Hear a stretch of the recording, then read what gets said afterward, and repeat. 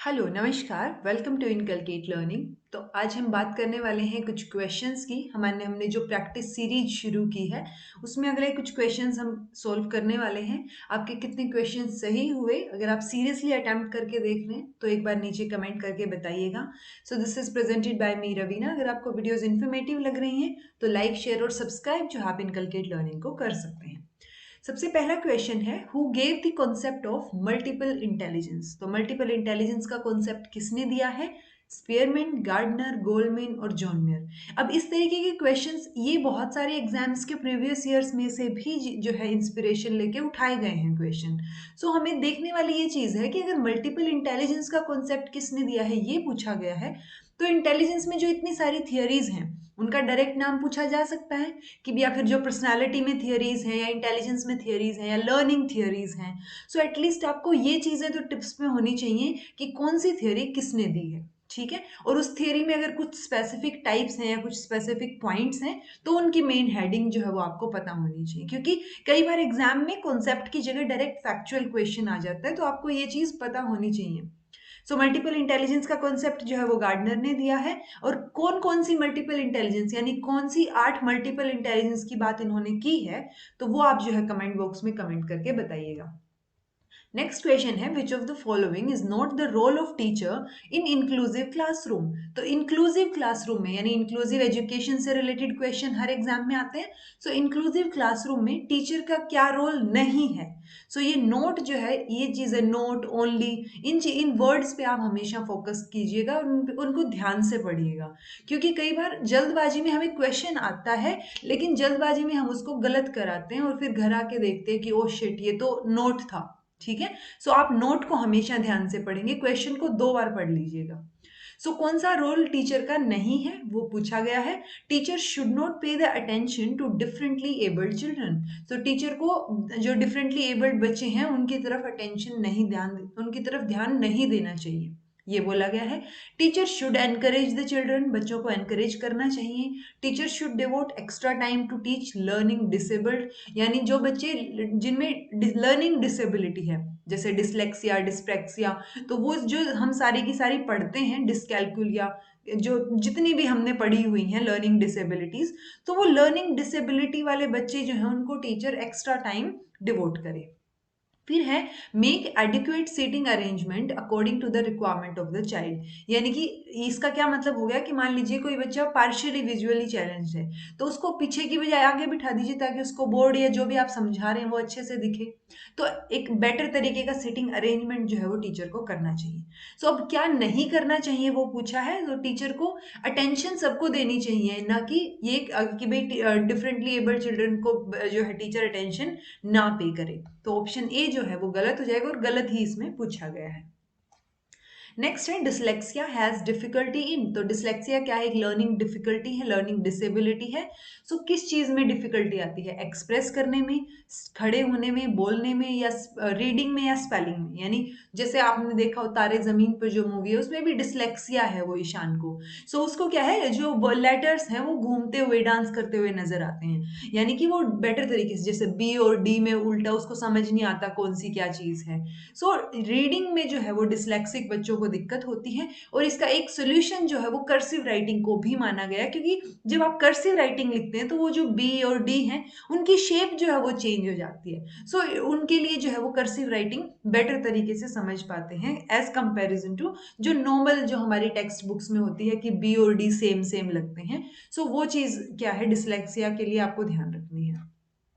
Next question है, in the class questioning by students should be encouraged, stopped, should not be allowed, should be discouraged. So obviously questioning जो है बच्चे ज्यादा से ज्यादा पूछें, उनकी जो क्यूरियोसिटी है वो इंक्रीज हो, ना कि ये कि अब टीचर जो है वो बच्चे को डांट के बिठा दे कि या तो जैसा मैं बता रहा हूँ वैसे के वैसे याद रख लो, या फिर क्वेश्चन जो है वो लास्ट में पूछना, या जिसको समझ नहीं आ रहा, क्योंकि हो सकता है बच्चे को बीच में ना समझ आए। सो अगर उसकी क्वेरी वहीं की वहीं शांत हो गई तो वो आगे का बेटर तरीके से समझ पाएगा। अगर वो लास्ट तक वेट करेगा तो हो सकता है उसको आगे का भी ना समझ आए, ठीक है। तो वो स्टॉप करना या अलाउ ही ना करना और डिस्करेज करना गलत है। आंसर जो है वो ए हो जाएगा।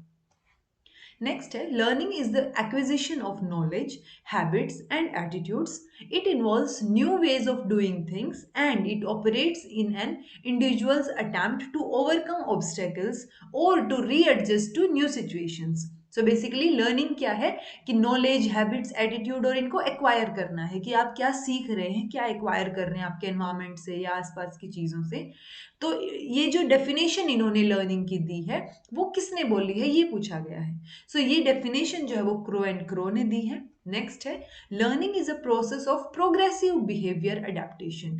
सो लर्निंग क्या है, प्रोग्रेसिव बिहेवियर अडेप्टेशन है. अब ये स्टेटमेंट किसने दी है वो आपको पता होना चाहिए, क्योंकि कई बार क्या होता है ना कि ये स्टेटमेंट आ गई और चार जो है टर्म्स दे दी या चार इनके साइकोलॉजिस्ट के नाम दे दिए. सो उस क्वेश्चन को आप कैसे रेडी करेंगे प्रीवियस ईयर में देख के कि अच्छा ये क्वेश्चन पूछा गया है कि मान लीजिए ये गिलफर्ड की या वुडवर्थ की, स्किनर की, किसी की भी डेफिनेशन है ये लर्निंग की, किसी ने भी दी है, बाकियों ने क्या बोला है. सो जो बाकी तीन ऑप्शंस बच गए उन्होंने लर्निंग की क्या डेफिनेशन दी है वो भी आप एक बार देखेंगे, तब एक बेटर जो है आप बेस्ट प्रिपरेशन जो है वो आपकी हो पाएगी, ये मैं बोल सकती हूँ. सो लर्निंग क्या है, प्रोग्रेसिव बिहेवियर अडेप्टेशन है. ये बात किसने बोली है, तो ये स्किनर ने बोली है. सो प्रोग्रेसिव बिहेवियर अडेप्टेशन यानी प्रोग्रेसिवली बिहेवियर को अडेप्ट करना. सो वही चीज क्या थी, स्किनर ने अपनी थियरी में भी बोली थी कि जो रेनफोर्समेंट है या जो पनिशमेंट है, सो वो प्रोग्रेसिवली बिहेवियर में चेंज आते हैं और उसके अकॉर्डिंग अडेप्टेशंस होती हैं. So progressive behaviour adaptation BF Skinner की डेफिनेशन है. Learning is any change in behaviour resulting from behaviour.